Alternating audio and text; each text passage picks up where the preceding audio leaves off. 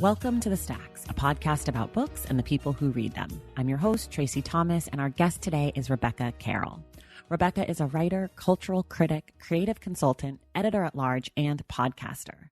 She is the author of multiple books, including her memoir, which came out in February and is titled Surviving the White Gaze. Today, we talk about her life as a Black child adopted into a white family, the ways centering whiteness can be harmful, and about her 2020 podcast, Come Through with Rebecca Carroll. We are still in the throes of our month-long fundraiser for Million Book Project. I'm asking the Stacks community to raise $50,000 for this organization that brings libraries into prisons to counteract what prison does to the human spirit.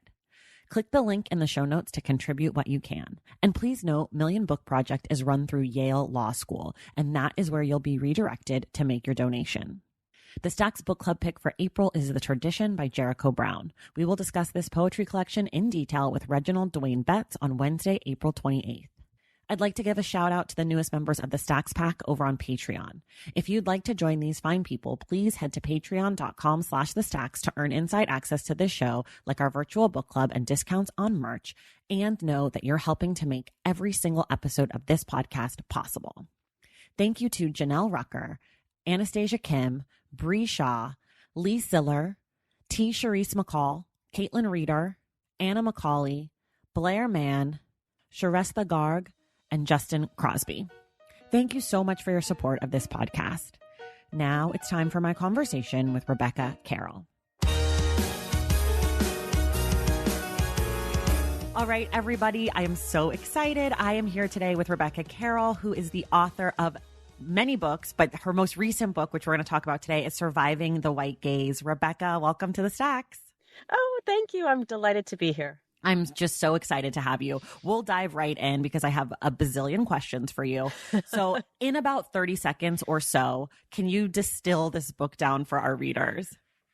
Oh, man. I know that's hard. It's your life. So it's sort of rude to ask, but do your best. I will say that the book ends where it ends very specifically because the last 17 years, it's not about the last 17 years, but it's the last 17 years that allowed me to write what I've written, right? Okay, so it's a coming of age story that starts when I was a very, very small child, raised in a very sort of bucolic, natural world of imagination and play in a family that was white, all white, and everything in my world, in my town, in my schools it was all white. And so it's basically the sort of trajectory or narrative arc of my realization of what that meant to have been raised in all whiteness, to discover that that is what is known as the white gaze, and to really struggle with sort of decentralizing that gaze and emerging as the Black woman I am today. Yeah.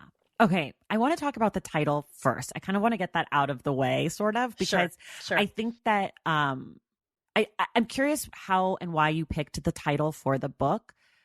And I'm curious as to how you see yourself in relationship to the white gaze now as an adult. So I had never heard of the term the white gaze until I heard Toni Morrison say it. And I've told this anecdote before. It's not in the book. But I was a producer for the Charlie Rose Show for a couple of years. And when she was a guest on the show while I was working, I remember standing in the control room and watching the interview. And she started talking about this thing called the white gaze. And I remember it was like, one of those aha sort of eureka moments. I was like, oh my God, that's it. That's what I've been trying to understand, to escape, to undo, to get out from under. It's the white gaze. And so it's the thing that tells you that every standard of beauty, of value, of intellect, of curiosity, of objectivity is only acceptable in proximity to whiteness, Right. in the context of whiteness. Now, it took me a long ass time to then, I understood, I had that moment of awakening, but the white gaze is very, very powerful, right? Right. And so recognizing it was not the same as getting out from under it by any stretch of the imagination. Because that's the other thing about the white gaze, is it will make you delude yourself into believing that it will somehow protect you, Right. or make you a better person, right? Right. Or make your work more valuable, right? So it took a long time, but I knew that when I sort of decided, I had this conversation with my son after Mike Brown was shot, when he said, are we going to get shot? And it was just another one of those moments where it was like, okay, now I'm ready. Right. Now I'm ready to dismantle this shit and put my boot on the neck of white supremacy. Right. Okay. I want to ask you this question because it's something that I grapple with, being mixed and being more on the fair side. And it's about sort of feeling a right to Blackness, or feeling worthy of Blackness, because at least for me, and I can only speak obviously for myself, though after reading your book, I think that there are some things that I really resonated with. And I think that we probably have some similar thinking about our experiences. But I feel like so often we talk about, the white gaze and how white people see Black folks. And I'm curious about how you found your place, because you are such a figure and supporter and champion of your Blackness and of Black people broadly, this huge swath of diasporic people, especially in America. I think most of your work are sort of centered there, but I'm curious sort of how you embraced your Blackness and how you're like feeling entitled to that part of you, being raised without it for so long. I don't know if that makes sense. It makes perfect sense. It makes perfect sense. And, I think as I write about in the book, and as I believe, sort of the ancestors kind of dropped in people into my life, Right. My dance teacher, my professor, my best friend, the work I did at Blackside Productions, the Eyes on the Prize producers. There were these moments, my boyfriend in college, there were these people and these moments that came into my life to reaffirm and to reassure, because my sense of Blackness, it was extremely instinctive. I wrote an essay when I was 6 years old. Right. Right. calling myself a Black child. Nobody had said that. Right. To me. But as also quite clear in the memoir, I grappled with it back and forth, because the white gaze will systematically tell you that the Blackness is not the team. That's not the team, right? We're the team. White folks are the team. We're the center. We're the default. Stay on our team. And that's the real fucked up thing about it, right? I'm sorry. Is it okay to swear on this podcast? Yes, please. All I do is swear. When people don't swear, I get annoyed. I'm like, come on, say fuck, say fuck. Right. But that's the thing, right? Is that it's all, and it's all like, if you are adjacent to whiteness, you'll be okay. Right. But in fact, it only makes you feel worse at the end of the day. Because, you will get, nobody's going to look out. White folks are not going to look out for you, actually. Right. There's that scene in college. I don't know if this is a spoiler, but where my Black girlfriend is like, girl, yeah, you think this white girl is ever going to be, you know what I mean? Right. Like, and I was like, well, because I still had that sense of being somehow ensconced in this kind of protective fabric, this delusional protective fabric of whiteness. Yeah. So this is sort of a tangent, but I was on a walk with another one of my girlfriends who's also Black and white mixed. And we were talking about our relationships with the white people in our lives. And I, like you, am married to a white man.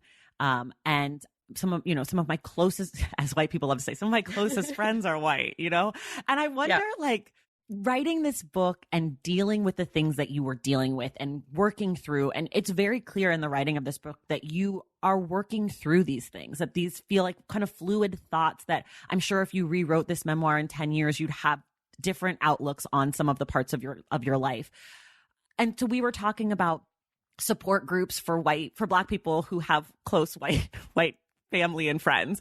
And I'm wondering how you work through some of that stuff. Who do you turn to have conversations about the white people in your life who aren't getting it or don't get it, whatever it is in the moment?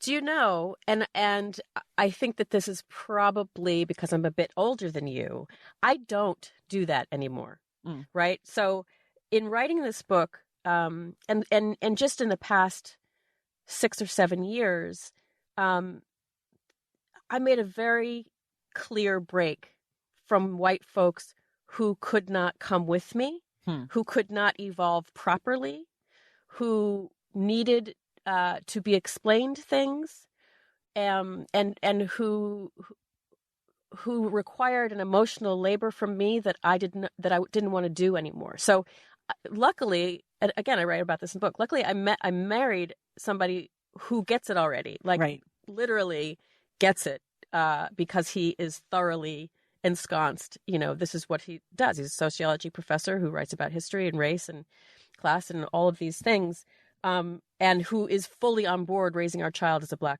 boy.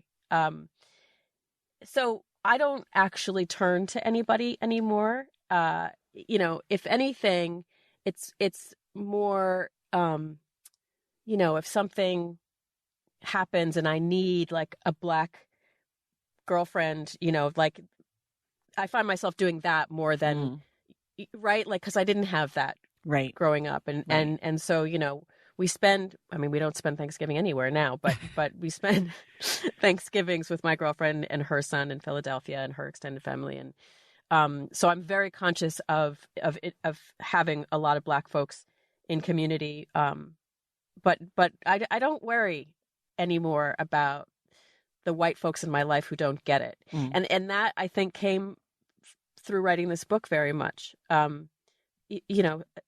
Not least of all, perhaps most of all, my adoptive family, right?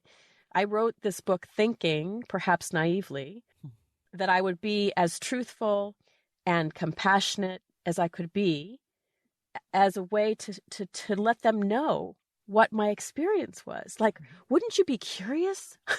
Right. I was thinking they'd be so curious. And after all these years, here it is in this neatly packaged, cohesive narrative. But it has not been received that way at all. Wow. And so since I never got that from them anyway, I have to give that up. I have to let that go.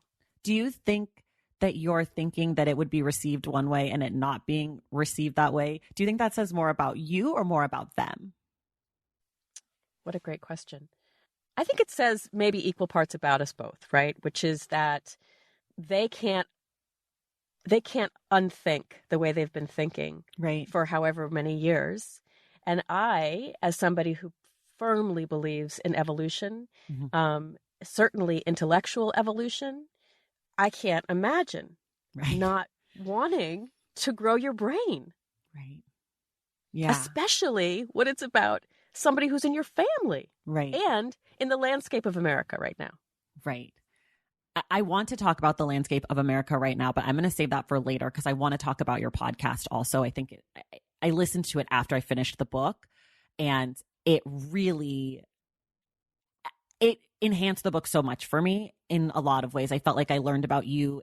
I got to see a lot. Well, we'll talk about it later, but because I want to give it a full chunk of time. Okay. So back to the book. I'm just thinking a million things right now. I'm like,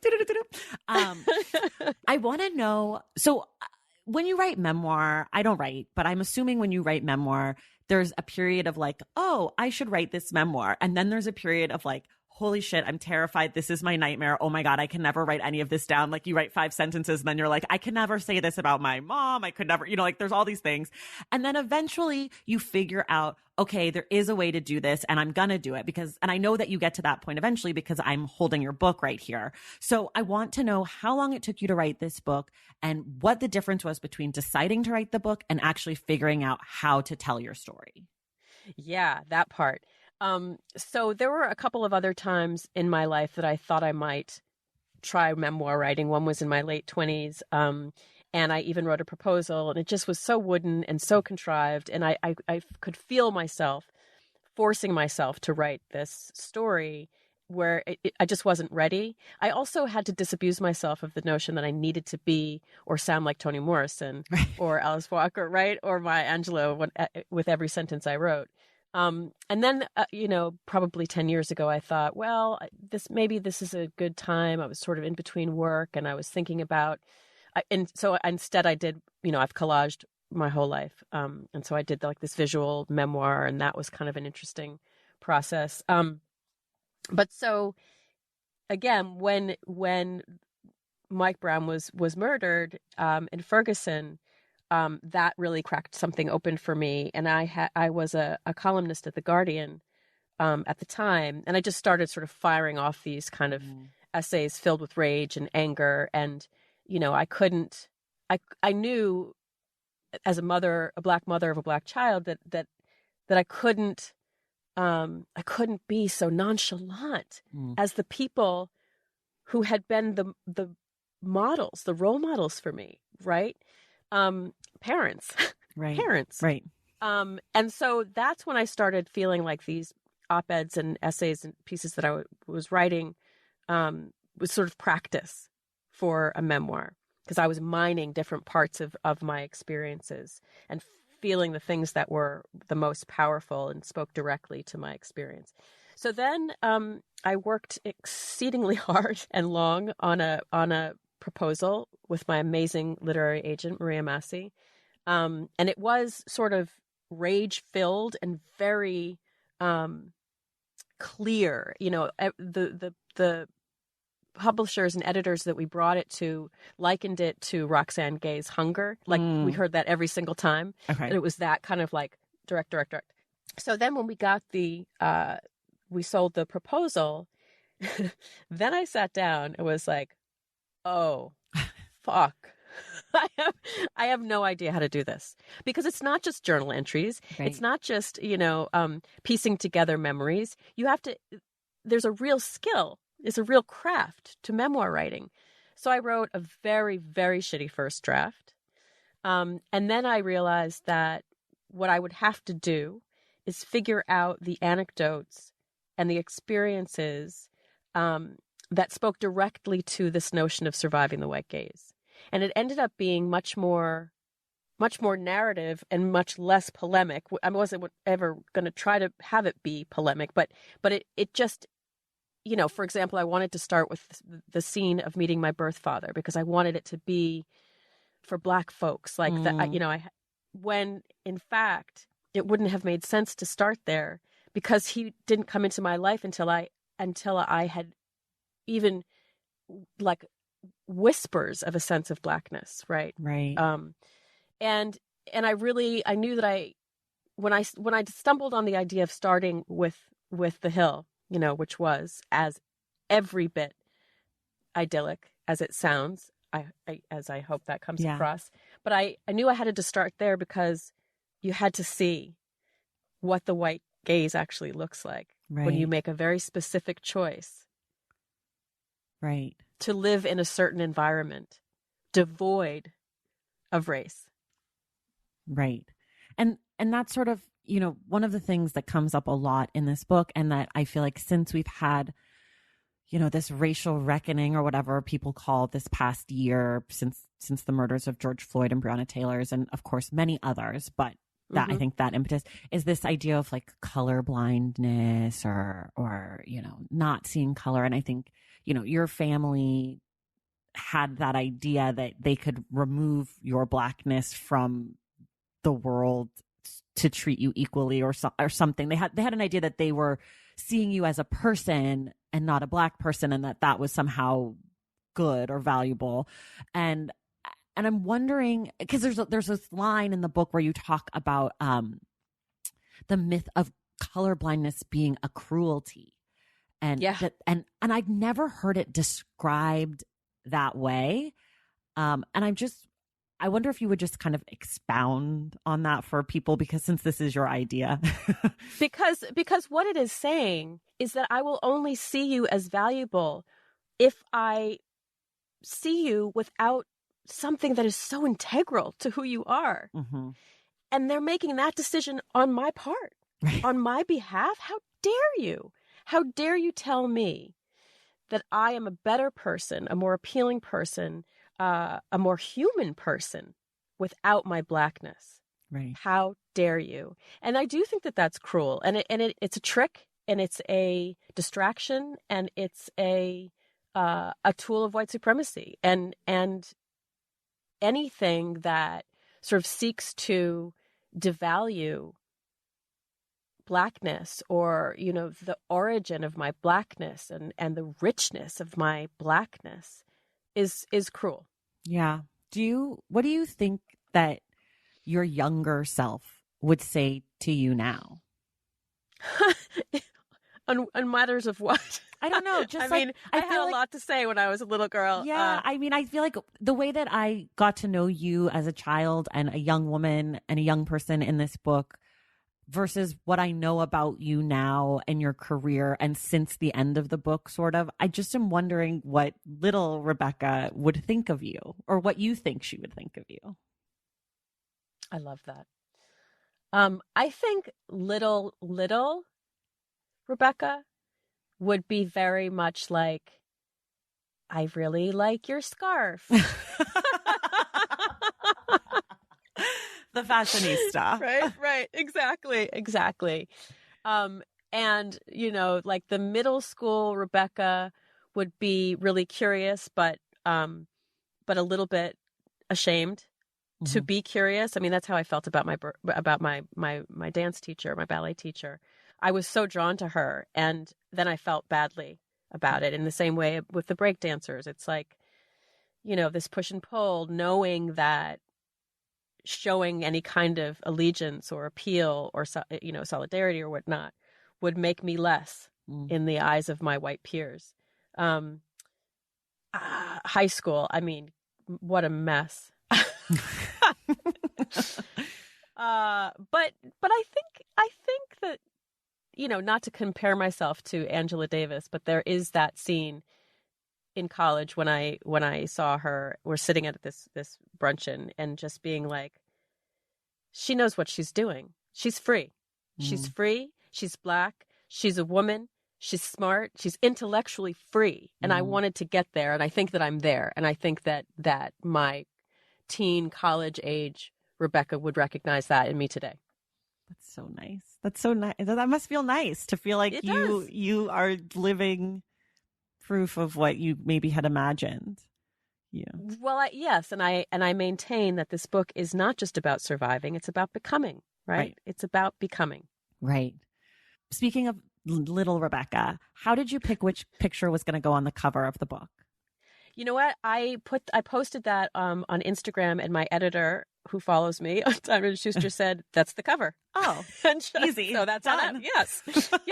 Christine Pride, all credit. I love that. And speaking of publishing, because, you know, we're talking about the white gaze, and I think it would be disingenuous to not talk about whiteness in publishing, because, you know, you're finding yourself again in a very, very white space.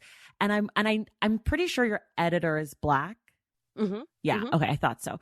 But I'm wondering, sort of, I've been going to a lot of your author events, and you've had a mixed kind of group of people interviewing you, and I've listened to you on podcasts, and I'm wondering, you know, both interviews with white people and Black people and other people of color.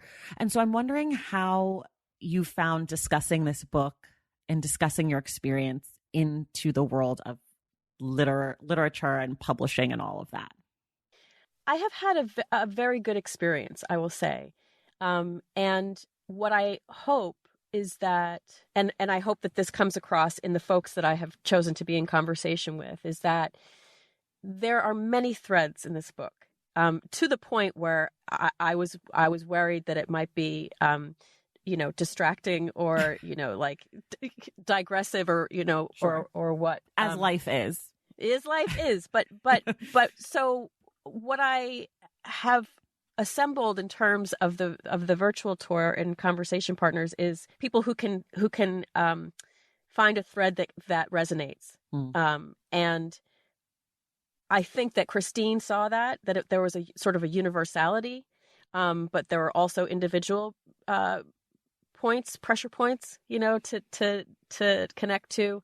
But I will say, it's so wildly different than when I first published. I published my first book when I was 25, and about Black women writers, so it's sort of a full circle moment. Right.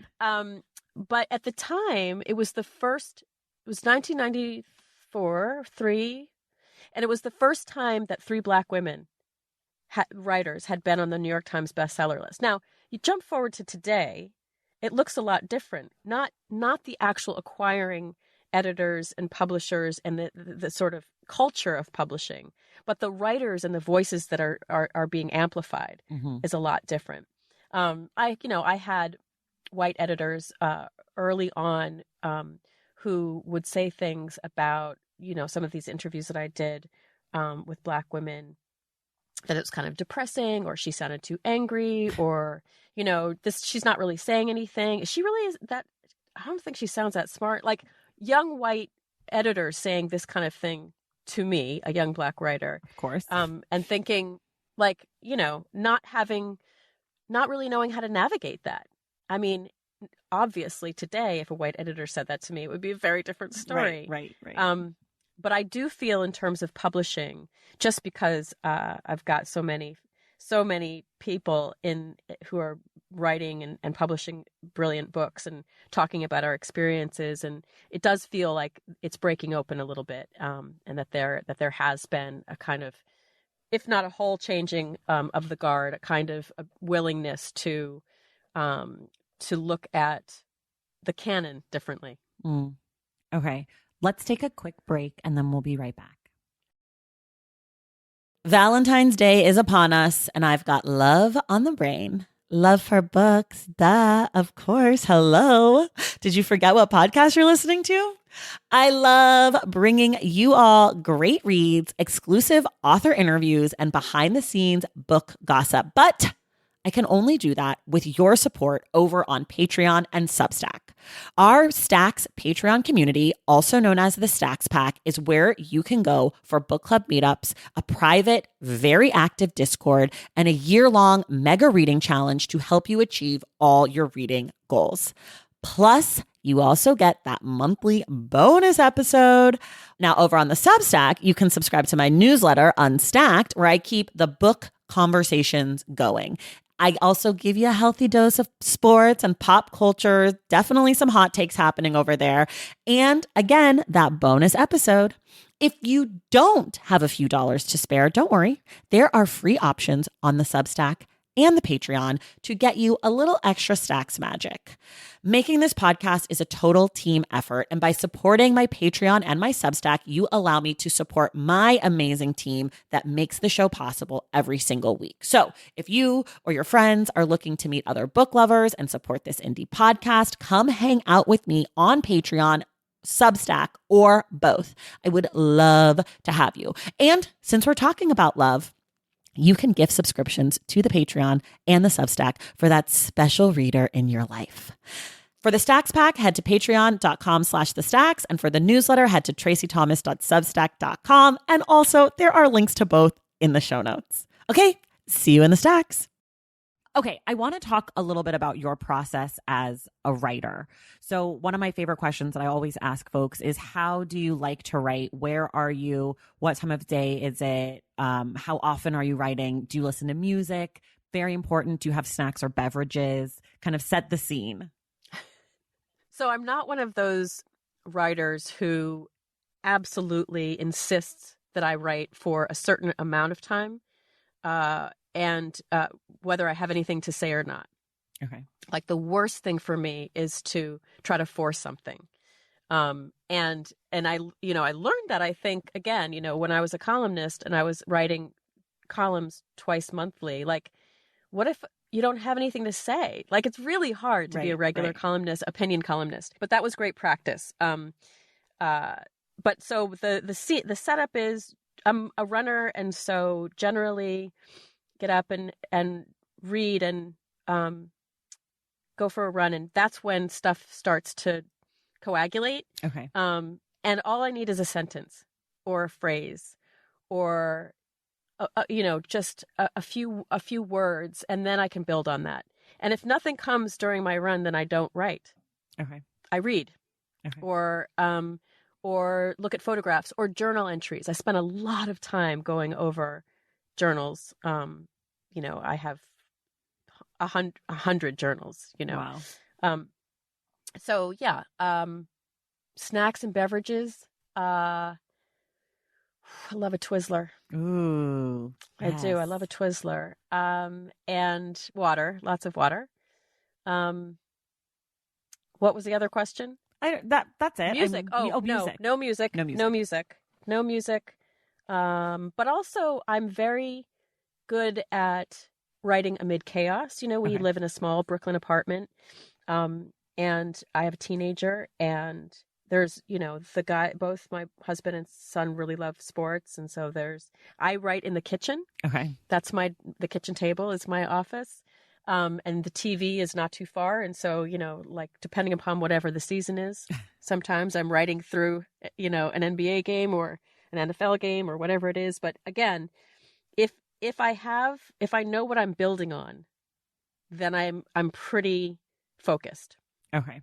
And what about, do you remember, aside from your journals, what types of things you were reading while you were writing this book, if anything? It's extremely hard for me to read while I'm writing, especially similar genre books. Okay.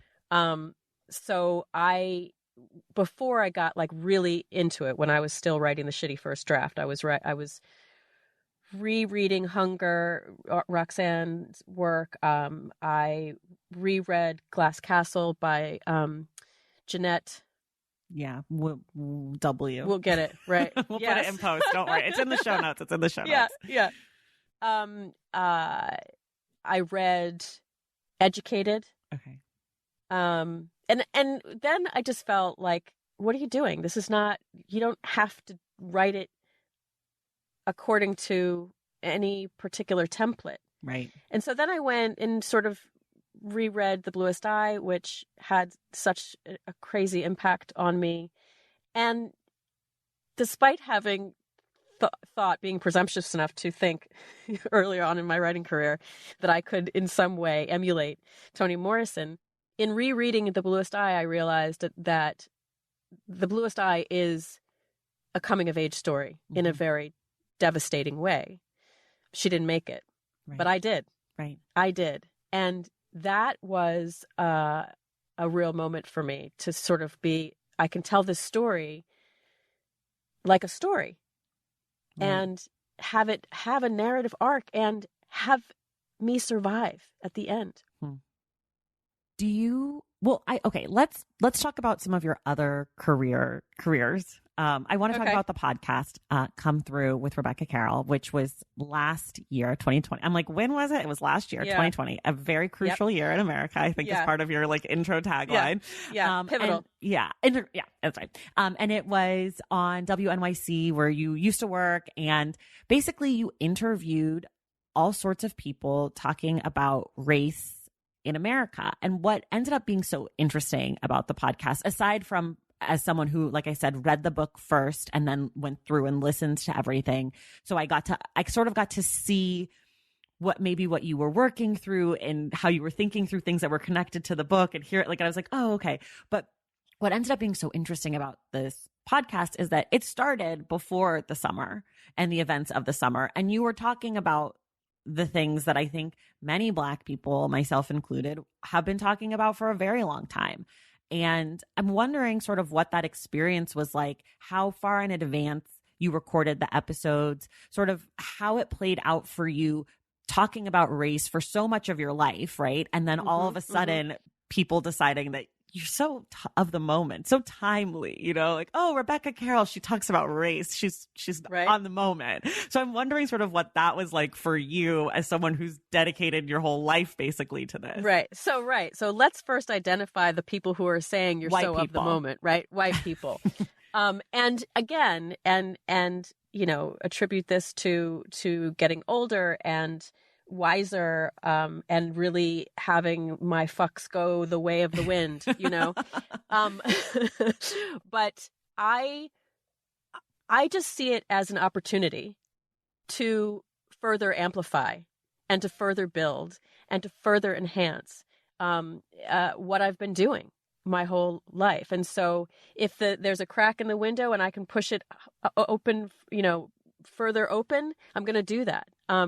And so long as people don't, so long as white people don't somehow make it seem like this is new, which they do a lot, but to me directly, don't do that. Right. I'm okay with taking advantage of an opportunity to build on the work that I've been doing. Is it frustrating at some time? Absolutely. I mean, notably in my interview with Robin DiAngelo, you might have picked up on moments where I was like, okay, but I've been saying this for a real long time. Right. And your whole White Fragility, you know, best-selling book, little annoying, but okay, let's talk about it. Right. Right. So yeah. I mean, there's an episode about the N-word that I found to be particularly infuriating myself. And it's funny because you had Ira Madison on, who's one of my favorite podcasters, and he famously had an interview with Karamo Brown about the N-word on Keep It. And it was similarly frustrating, but very different tone and style, sort of a, you know, because Ira has a different vibe. Yes, but he does.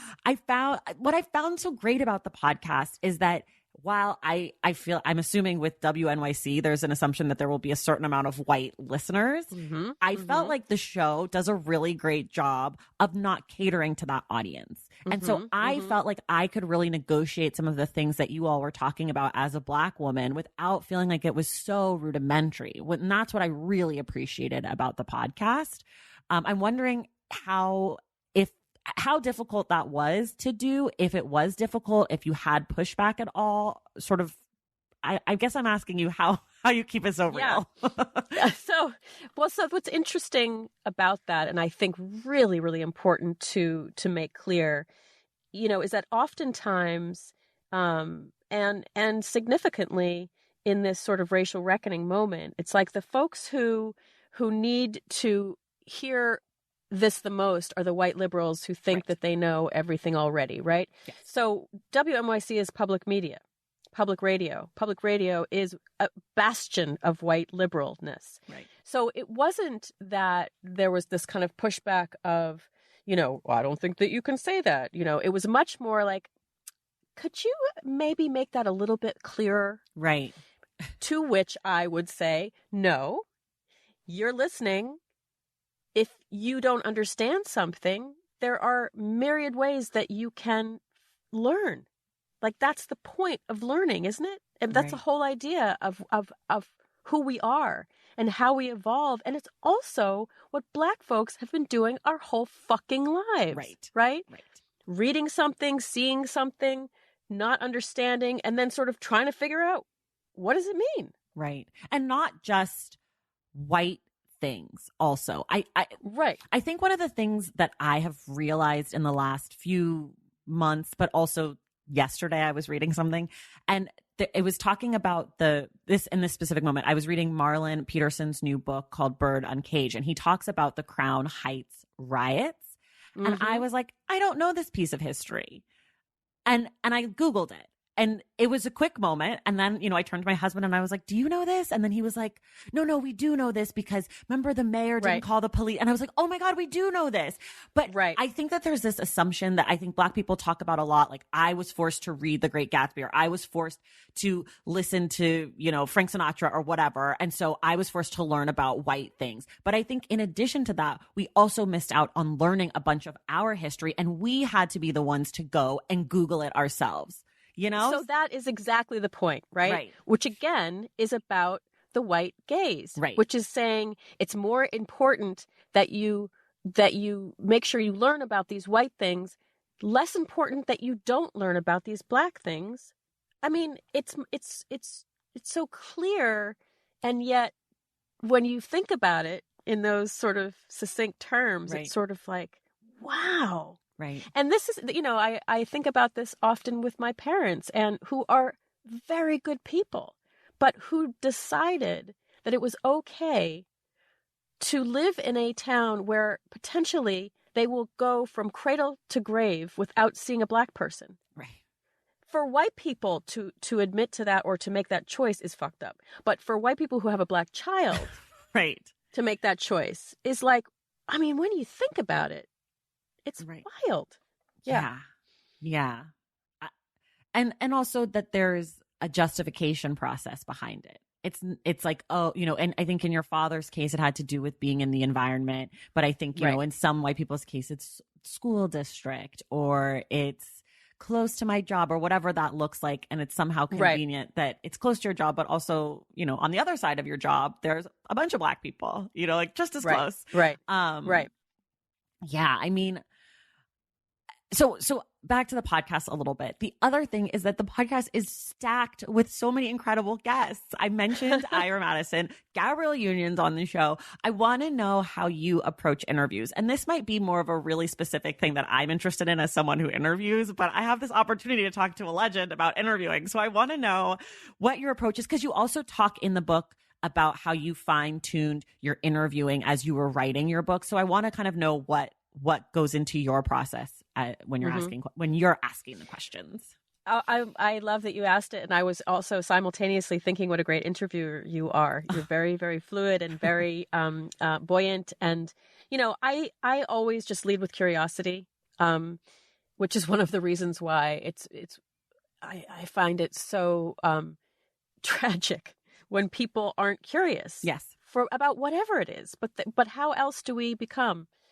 How else do we evolve? I often think we're not here to die. We're here to evolve, right? To grow and to become more interesting. And anyway, the question is, how do I approach interviewing? And it's basically curiosity. And then it's also conversational. And then it's also really just kind of geeking out about language. Like I love language, and how we do it, as Toni Morrison would say. And I think too, I learned early on that I wasn't going to be like this kind of conventional activist or organizer or public speaker, but I had this idea that I wanted to create community, and community with the tenets of Blackness and language and conversation, and culture and art. And so it's just always been sort of a mixed bag, like a collage of all of the above. And in your books, not this one, obviously, and on the podcast, like I said, you're talking to sort of major figures in culture. Do you get nervous? No, you're not a nervy person. I'm not no, but when I say that I knew early on that I wasn't going to be like a sort of natural public speaker. I mean, maybe no spoilers, but there was a scene. There's a scene in the book when I gave my first public speech.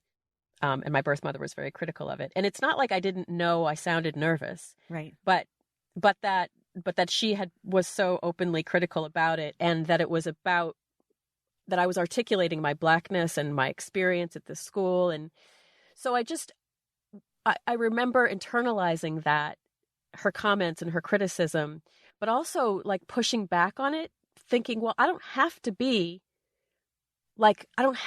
this sort of smooth orator, Right. But I can still be smart, and I can still bring something. And so, I had to sort of figure that out, what that would look like. But I very quickly realized that if there was another person who I could engage with, that would bring out something that felt fluent. I love that. Yeah. My last question about the podcast, and this is sort of a big one, so get ready. Okay. You're living like the rest of us through 2020. You're making this podcast about the year 2020. You don't know what's coming next. You don't know that there's going to be this racial reckoning. I'm assuming when you probably got the idea for the podcast, maybe you all didn't even really know that coronavirus, what it was or what it was going to be or anything like that. So what, in the end, ends up being your big takeaway from 2020, from the series? That is a big one. It's a big one. That is a big... Wait, from 2020, the year, or 2020, the Come Through podcast? I'll let you kind of make that your own answer. I'll let you decide what you feel like. Because I think, I'm assuming that a lot of what you talked about on the podcast were things that you were also grappling with, like most of us were grappling with because of the year. Like that they're connected in a way that maybe, like, I don't think of the Stacks necessarily as being a 2020 podcast, Like I could talk about 2020 versus my conversations, but I feel like they're kind of together. So 2020 / Come Through /or. So this is sort of a two-parter, because on the one hand, I got to spend more time with my child than I have since he was little, like really small. Like I got to watch him grow into his shoulders, start dealing with his hair. He's obsessed with hair products. He twists it. He knows what he wants the lineup. He's very serious about that. Just talking about hair products. Like I thought that, not having a girl, like I wasn't going to get to have that cool relationship, but it turns out we do.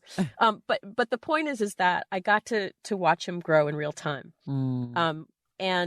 And also, again, because our apartment's so small, he got to watch me negotiate deals, like my book deal and the film, the TV adaptation deal, and this other project that I'm working on about Billie Holiday. And he got to hear his dad talk about, the history of school desegregation in New York City to his students.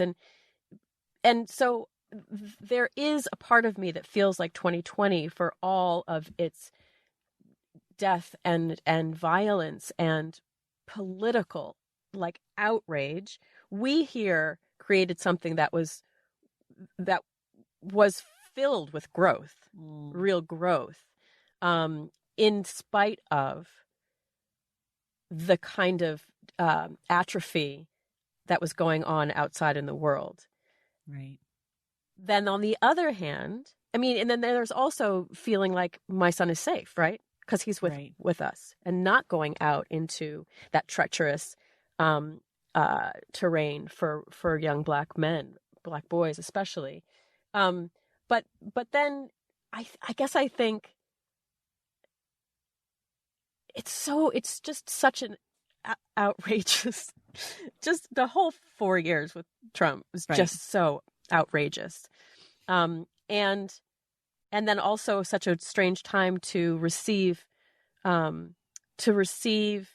good energy and success and achievement. This has been actually a very, very good year for me, creatively speaking. But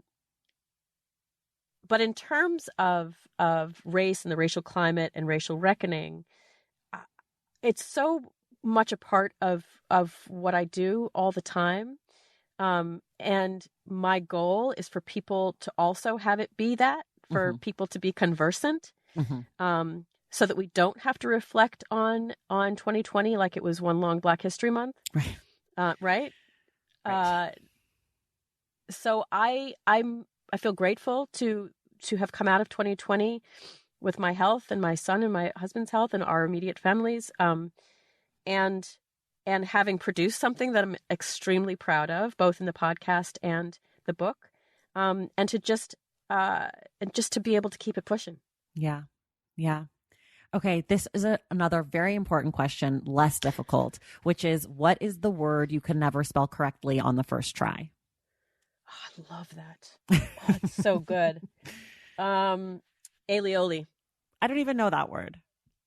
Aioli is like that nice little garlicky, creamy oil that you put on. I always pronounced it aioli.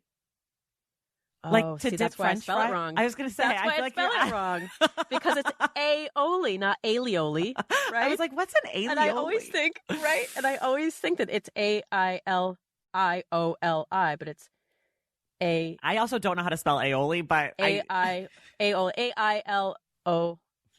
No idea. And truly, and it came to mind because I'm an obsessive spelling bee. New York Times person. My girlfriend Corinne and I check in pretty much every night on it. We almost always get to genius. We've only gotten to queen bee twice. I will fail that. I don't even know what that is because I hate spelling so much that I have to imagine that I would get zero. I mean, this question came out of the fact that I was like talking to all these great authors, and then I was like, authors can't also just be perfect spellers. Some of them must suck at spelling like me. And so I just love to know, because I think that we think because you're good with words, it means that you're a good speller, but that's not necessarily true. That's not necessarily true. Also, though, I mean, do not underestimate the use of a thesaurus. I mean, not just for spelling, because the dictionary can do that for you too, but just the sources are just delicious to me. I love them. Yeah, I always liked thesaurus. My dad used to carry around like one of those back in the 90s, one of the little like computer thesaurus you could like type in the word. It was like a dictionary and thesaurus. Yeah, he was very into it. Oh my God. Okay. I just have a few more questions for you. This one's, I think, again, another very important one, which is for folks who love your book, who read it, who love it, what are some other books you might recommend to them? I will always recommend Sula. Okay. So good. By Toni Morrison. I mean, the question is it related to, or is it just what I think is great books? I think something that you think maybe is in conversation with some part of your book. So if they liked your book for any reason that maybe you think is a companion piece to it. Nicole Chung's book. Yeah, that came to mind to me, obviously. Is absolutely all you can ever know. And we actually did a whole episode on that book in the earlier years of this podcast. And Nicole came on. That's a beautiful book. I think Hunger, Roxane Gay's book, there is still a relationship there in conversation. That's all I got. That's great. Those are great. And I think Sula is also very much in conversation with this book. Yeah. I'm wondering, and you don't have to answer this if the answer is no or if it makes you feel weird. So please know that. But I'm wondering if you've gotten any pushback on this book, and if you have, if you felt like any of it was worthy of your time. Because so much push from people personally or from readers. So where would I see that? I don't know. Or okay. Like sometimes authors get emails from readers, or like they read a review from a reader, and like, I'm just wondering, I sometimes ask this question of people and they're like, no, everyone loves my book. And then I sometimes ask this question of people and they don't love the question. And so that's why I kind of gave you the out. But I'm just curious if you've received anything about like back to you that you felt like was worthy of your time. Because sometimes it's also just like, hey, fuck you. Sorry you didn't get it. You know? Yeah. I mean, the stakes are a little high here. Yeah. So worthy though is tricky, because the biggest pushback has come from who I'm sure you can imagine it has come from. Right. People who are in the book. But there was a library journal review that said it was too self-involved and that she grew tired of reading about my relationships with my various relationships. So, I mean, I think that's valid in that it's a memoir, so It's going to be pretty self-involved. But I hoped that it wasn't self-involved, right? Like that, Sure. that she used that term was kind of a bummer. But I also felt like the relationships are an integral part of the book because, as my husband smartly pointed out, I was trying to find myself in these relationships. And so then by the time, I sort of got to that kind of like no fuck space where I met him, I knew kind of who I was and how I wanted to keep growing. Right. But I think those relationships that I included, and obviously there were more that I could have, but were I thought were those are really important, I thought, to include. Yeah. And then sort of the flip of this question is I want to know if you've heard from people who, or I know you have, I'm sure you have. I feel like I've heard you say that you have, but the people that you've heard from who love the book and felt like the book spoke to you and sort of what that feels like to you as someone who put your life out for us to consume, like what that kind of feedback feels like. It feels bananas. Like it really, really does. And it's also like,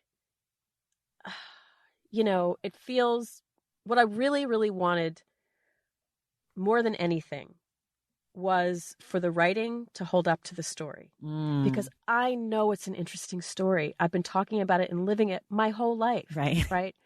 But I wanted to make sure that the writing resonated as much, even if not more, than the actual story itself. And so what I have found is that when people say I related to it, it's great. It feels great. But when people say, I love that it was how it was written, it just about makes me want to faint. It's so delightful to hear. And one reader said to me, this is an early reader who went on to blurb it. She said, I knew that you were going to survive by just the tone of your writing. Like that voice of strength and survival was all the way through. And that's the stuff that really makes me proud and makes me humbled and delighted. I love that. Okay, last one. Here it is. If you could have one person, dead or alive, read this book, who would you want that person to be? Easy. Toni Morrison. I knew you were going to say that, but I had to ask. Because I wrote a whole essay about it when she died for The Atlantic. I was writing this book for her. I wanted her to see that I survived, and that the way that I learned that I could was because Pecola didn't. Right. I actually have one more question about Toni Morrison. Okay. I know in the book you talk about when you worked with Charlie Rose and that you got to meet her briefly. Was that when she did that interview that is everywhere now with Charlie Rose? It's not. It's not. Sure. I was very curious. Okay. Yeah.